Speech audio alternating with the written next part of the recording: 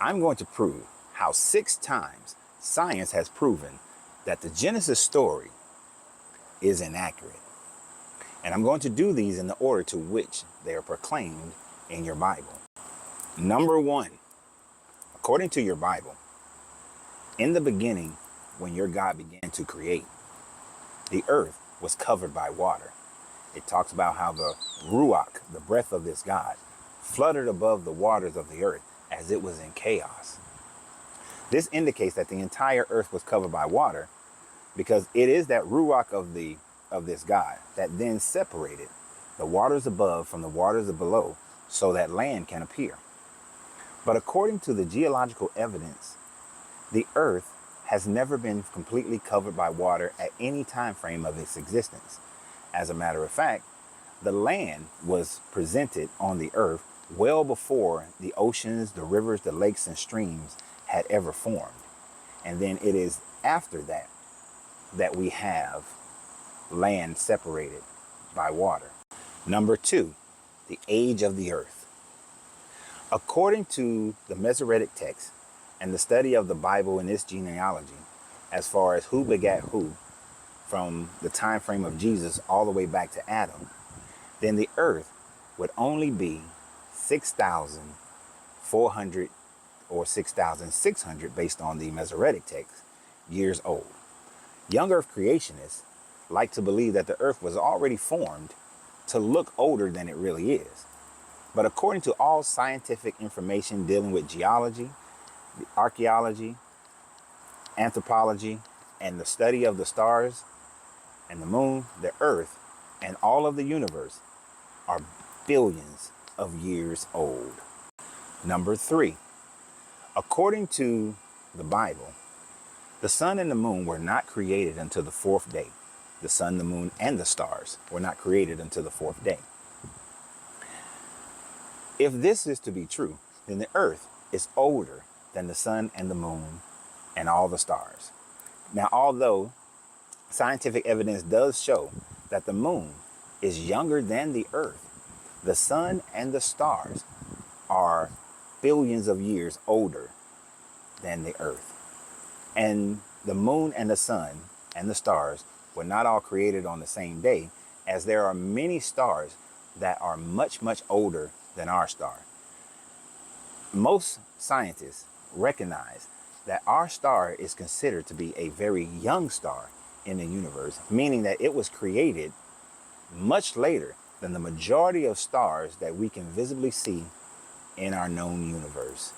So therefore, the sun and the moon were created well before the sun, at least, the sun and the stars were created well before the earth was created, and the moon was created at a separate time frame, whether it was a collision of 2 other planets, whether it was a body that came into our solar system and got caught by our gravity well, or if a chunk of the earth was struck by a comet or asteroid and broke off and became our moon. Either way, the moon was created much later than the earth, but yet still created hundreds of millions of years ago, not 6,600 years ago. Number 4, that rain did not begin on earth until life had already existed on earth for thousands of years or just for a few days. But somehow life was on earth prior to rain ever being a part of our earth natural cycle. According to your Bible, after your God had rested on the 7th day and looked upon the earth, he had forgotten to make it rain, and there was not a man to till the earth. Now, this story can be a little bit perplexing and has a little asterisk next to it, because according to some Christians, the Genesis story in chapter 1 is a totally separate storytelling of Genesis chapter 2. And according to some Christians, Genesis chapter 2 is just giving more details towards Genesis chapter 1. And that God originally was just causing a mist to come up upon the earth. But we know through understanding the natural forces of earth And the fact that water was present on the earth, as well as the wind, that we know that rain has been something that's been occurring on the earth for millions and millions of years. That the process and the cycle of evaporation and cloud formation and wind current flows has been a part of Earth's ecosystem for millions of years. Life on Earth did not and have not ever existed without rain being present on the Earth. If that was the case, then all life except for those near river deltas would have died, and there would have not been any life on Earth.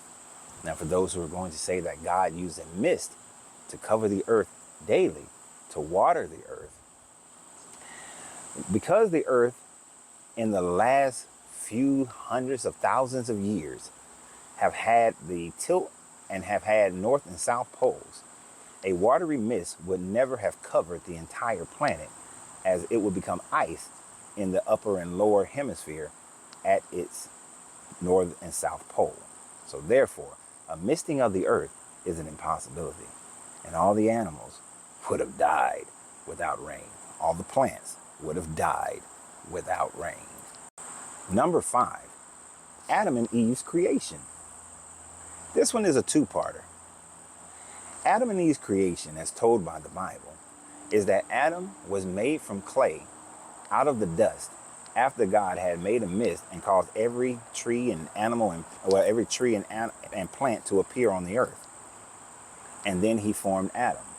And then he formed all the animals, and all the animals came and Adam named them. But according to the Genesis 1 story, the animals and the plants were created before Adam was created or before man was created. Either way you look at it, animals and plants were created on the earth, have been on the earth longer than humans have been on the earth. Although we do have the idea of the common ancestor, those common ancestors would not have been Homo sapien until at least about 400,000 to 200,000 years ago. Therefore, this idea of the young earth and Adam being created after the animals, or before the animals, depending upon which way you lean as a Christian or Bible believer, is invalidated by science, because science shows that the animals and the plants were on the planet long before Adam and Eve. And then just in the creation of Adam and Eve, we know that a human body, in order for it to be created of a female from a male, that this would have to have been some type of cloning process by which this God selected only the XX chromosome in order to form a woman, which would have been a clone of Adam. And from that clone, they were able to reproduce all over the planet. And that this God made a woman from Adam out of just dirt and mist and poofing. Number 5, the creation of Adam and Eve. According to your story, this God needed to find a helpmeet for Adam. So he caused Adam to go into a deep sleep and pulled a rib out of Adam. We know that man is not missing a rib and has the same number of ribs as woman. We also know that in order for this God to achieve this, he would have had to have isolated 2 XX chromosomes in order to form a clone of Eve. But yet, Adam, being a man, does not have eggs. Therefore, Adam could not have created Eve because Adam does not have eggs. And for those who would say that the woman was created first, woman does not have sperm. Therefore, Eve could not have created Adam. And number 6, that everyone on the planet comes from Adam and Eve. But Adam and Eve only being 6,600 years old, and civilizations on Earth have been around longer than that. We have footprints in the Americas that are 25,000 years old. We have civilizations in the Levant and Asia and Africa and all over the planet that are older than 6,600 years old. The Egyptians and the Sumerians in that area are older than 6,000 years old. So therefore, Adam and Eve could not have been the parents of all humans on the planet. So always remember, you have to free yourself to be yourself, because your greatness is non-negotiable. Good journey, good vibrations.